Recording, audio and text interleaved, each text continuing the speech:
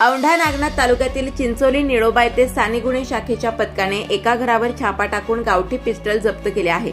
या प्रकरणी एका तरुणावर औंढा नागनाथ पोलीस ठाण्यात मंगळवारी तारीख 10 रात्री गुन्हा दाखल झाला असून त्याला ताब्यात घेण्यात आले आहे। हिंगोली जिल्ह्यात बेकायदेशीर शस्त्र बाळगणाऱ्यांवर कारवाईची मोहीम हाती घेण्यात आली आहे।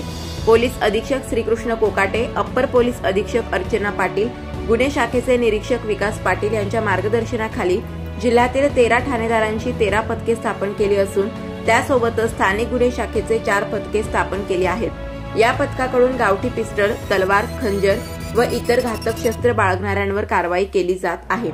दरम्यान औंढा नागनाथ तालुक्यातील चिंचोली निळोबा येथे दत्तात्रय रवंदळे वय 28 या तरुणाकडे गावठी पिस्टल असल्याची माहिती गुन्हे शाखेला मिळाली होती।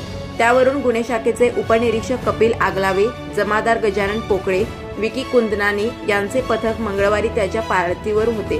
त्याच्याकडे पिस्टल असल्याची खात्री झाल्यानंतर पोलिसांनी त्याच्या घरावर छापा टाकून तपासणी केली। यामध्ये दत्तात्रय याच्याकडून गावठी पिस्टल जप्त केले आहे। या पिस्टलची किंमत 15,000 रुपये असल्याचे तक्रारीत नमूद केले आहे। पोलिसांनी गावठी पिस्टल जप्त करून दत्तात्रय यास ताब्यात घेत औंढा नागनाथ पोलिसांच्या हवाली केले आहे। या प्रकरणी जमादार पोकळे यांच्या तक्रारीवरून औंढा नागनाथ पोलीस ठाण्यात गुन्हा दाखल झाला आहे। जमादार संदीप टाक पुढील तपास करीत आहे।